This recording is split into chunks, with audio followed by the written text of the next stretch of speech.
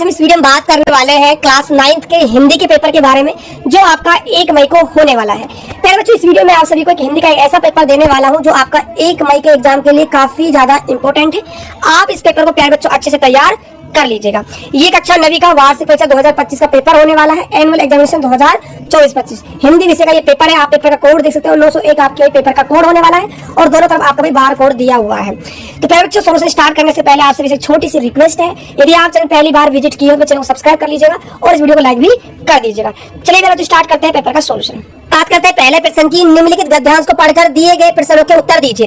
आपको गद्यांश दिया हुआ है, गद्यांश को पढ़कर आपको प्रश्नों के उत्तर देने हैं। सबसे पहले हम गद्यांश को प्यारे बच्चों अच्छे से ध्यानपूर्वक पढ़ लेते हैं। देखिए, खुद को संतुष्टि देने के साथ ही विनम्रता और शिष्ट व्यवहार के और भी कई फायदे हैं, किंतु फिर भी लोग विनम्रता का पालन नहीं करते हैं। कठोर और असभ्य लोग थोड़े समय के लिए सफल हो सकते हैं, मगर ज्यादातर लोग ऐसे व्यवहार वालों से दूर रहना चाहते हैं और आखिरकार ऐसे लोग नापसंद किए जाते हैं। बच्चों को बचपन से ही विनम्र व्यवहार की शिक्षा दी जानी चाहिए ताकि बड़े होकर वे सभ्य, समझदार और दूसरों का ख्याल रखने वाले बन सके। एक बार विनम्र व्यवहार सीख ले तो वह उम्र भर साथ रहता है। ऐसी बातें बहुत छोटी और साधारण लगती है, लेकिन इंसान को बहुत दूरी तक ले जाती है।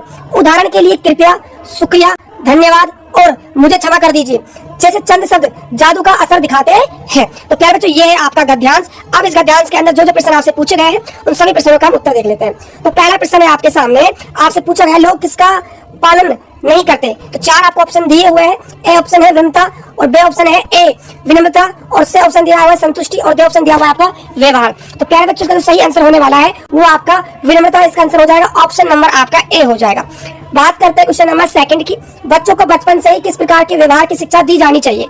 ऑप्शन ए है कठोर, ऑप्शन बी है विनम्र, ऑप्शन सी है असभ्य, ऑप्शन डी है अशिष्ट। तो प्यारे बच्चों, इसका जो सही आंसर है वो आपका विनम्र हो जाएगा, ऑप्शन नंबर आपका ए हो जाएगा। चलिए बात करते हैं क्वेश्चन नंबर यहाँ पर 3 की। कैसे सशब्द जादू का असर दिखाते हैं। ऑप्शन ए है कृपया, ऑप्शन बी है शुक्रिया, ऑप्शन सी है धन्यवाद, ऑप्शन डी है उपरोक्त सभी। तो कृपया, शुक्रिया और धन्यवाद, सब के सब जो शब्द है ना बच्चों, ये जादू के शब्द है, इसीलिए आपका डी ऑप्शन हो जाएगा उपरोक्त सभी। अब हम बात करते हैं क्वेश्चन नंबर 4 की। उपयुक्त गद्यांश का उचित शीर्षक चुनिए। तो ऑप्शन ए है आपके सामने कठोर और असभ्य व्यवहार, ऑप्शन बी है विनम्र और शिष्ट व्यवहार, ऑप्शन सी है साधारण व्यवहार और ऑप्शन डी है अशिष्ट व्यवहार। तो प्यारे बच्चों, इसका जो सही आंसर होने वाला है वो आपका हो जाएगा विनम्र और शिष्ट व्यवहार, ऑप्शन नंबर आपका बी हो जाएगा। बात करते हैं क्वेश्चन नंबर 5 की। विनम्र में उपसर्ग बताइए। ऑप्शन ए है नम्र, ऑप्शन बी है वी, ऑप्शन सी है विनय, ऑप्शन डी है मैं। तो इसका सही आंसर हो जाएगा आपका ऑप्शन नंबर बी वी। विनम्र के अंदर क्या है, उपसर्ग होगा। अब हम बात करते हैं प्यारे बच्चों क्वेश्चन नंबर 2 की। निम्नलिखित पद्यांश को पढ़कर दिए गए प्रश्नों के उत्तर लिखिए। तो सबसे पहले हम इस पद्यांश को ध्यानपूर्वक पढ़ते हैं, फिर जो जो प्रश्न पूछे गए उन सभी का हम उत्तर देते हैं। देखिए, इधर उधर मत देख, नाव को लहरों में लेता चल मांझी, डरता क्यों है तू अगर वेम में उड़ता आता अंध बवंडर, रुकता क्यों यदि रोम रोम से छूटता जाता कंपन थर थर, तेरा बढ़ना देख आंधिया पानी पानी हो जाएगी, भुज फैलाकर हर संकट का अभिनंदन करता चल मांझी, फंसने दे नैया भंवरों में। आगे देखिएगा, होने दे नेक को का फेरा तुझे देखती सिंधु सुता। आगे देखते हैं आगे क्या दिया हुआ है। ले तट पर मोती की वनमाला बेस्तु कसकर फेट कमर में लहरों से लड़ता चल मांझी। तो देखिए, ये आपका पद्यांश है। अब हम बात करते हैं पद्यांश से पूछे गए सभी प्रश्नों की। तो पहला प्रश्न है उपयुक्त पद्यांश का उचित शीर्षक है। ऑप्शन ए दिया हुआ है नाव, ऑप्शन बी दिया हुआ है लहर, ऑप्शन सी दिया हुआ है बवंडर और ऑप्शन डी दिया हुआ है मांझी। तो प्यारे बच्चों, इसका सही आंसर हो जाएगा आपका लहर, ऑप्शन नंबर बी हो जाएगा। दो ऑप्शन आपका सही होगा। मांझी को बढ़ता देखकर कौन पानी पानी हो गया। ऑप्शन ए में है आदमी, ऑप्शन बी में है योग, ऑप्शन सी में है आंधिया, ऑप्शन डी में है सिंधु। जिसका सही आंसर हो जाएगा आपका आंधिया, ऑप्शन नंबर सी हो जाएगा। बात करते हैं प्रश्न संख्या 3 की। मांझी किसका अभिनंदन करता है। ऑप्शन ए है भुजाओं का, ऑप्शन बी है संकटों का, ऑप्शन सी है नाव का, ऑप्शन डी है भंवरों का। तो इसका जो सही आंसर है प्यारे बच्चों आपका संकटों का हो जाएगा, ऑप्शन नंबर आपका बी हो जाएगा। अगला प्रश्न देखिएगा, सिंधु सुता में समास है। ए ऑप्शन में है तत्पुरुष, बी ऑप्शन में है दिगु, सी ऑप्शन में बहुग्री और डी ऑप्शन में है द्वंद्व समास। तो इसका जो सही आंसर है आपका हो जाएगा दिगु समास, बी ऑप्शन आपका सही होगा। अगला क्वेश्चन देखिएगा, आकाश शब्द के लिए पद्यांश में क्या शब्द प्रयुक्त हुआ है। तो इसका सही आंसर हो जाएगा नभ, ऑप्शन नंबर आपका ए हो जाएगा। अगला प्रश्न देखिएगा, निम्नलिखित में से किसी एक विषय पर आपको निबंध तैयार करना है। पहला है आपका निबंध मोबाइल फोन का बढ़ता प्रचलन, इस पर आपको निबंध तैयार कर लेना है। ये आपका भाई एग्जाम के लिए काफी मोस्ट इंपोर्टेंट निबंध है। अगला है वन बचाओ सुख समृद्धि लाओ। अगला है पर्यावरण प्रदूषण एक समस्या है, इस पर आपको निबंध तैयार कर लेना है। अगला देखिए क्वेश्चन नंबर यहाँ पर 4 क्या है। आपके पिताजी का स्थानांतरण जयपुर हो गया है, अतः जयपुर के विद्यालय में प्रवेश लेने के लिए आपको स्थानांतरण प्रमाण पत्र की आवश्यकता है। अपने विद्यालय के प्रधानाचार्य को इस आशय का प्रार्थना पत्र लिखिए। अथवा में आपको प्रश्न दिया हुआ है, अपने मित्र को परीक्षा में प्रथम आने पर बधाई देते हुए एक पत्र लिखिए। अब हम बात करते हैं व्याकरण वाले प्रश्नों की। क्वेश्चन नंबर 5 देखिएगा, रिक्त स्थानों की आपको पूर्ति करनी है। तो पहला प्रश्न है, सवैये के रचयिता है। तो रचयिता कौन है? रस खान। क्या है? रस खान इसका भाई नाम है रचयिता का, रस खान आपका आंसर हो जाएगा। अगला है संज्ञा के स्थान पर प्रयुक्त होने वाले शब्दों को क्या कहते हैं? तो इनको कहते हैं स्वरनाम। तो स्वरनाम आपका आंसर हो जाएगा। अगला प्रश्न देखिएगा, कबीर ने संसार को के समान बताया। तो किसके समान बताया है? सावन के समान बताया है। सावन इसका आंसर आ जाएगा। बापू ने महादेवी वर्मा से क्या मांगा था? तो बहनों की शिक्षा देने के लिए मांगा था। ठीक है। लेखिका बेगम साहिबा के बेटे को किससे बांधती थी? इसका जवाब प्यारे बच्चों आपको कमेंट करके बताना है। ठीक है, सभी प्यारे बच्चों कमेंट करके इसका आंसर बताना है।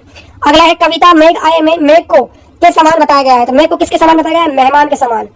मेहमान इसका आंसर हो जाएगा। अगला है, घर घर मिट्टी पहुंचाने का काम कौन करती थी? तो कौन करती थी भाई?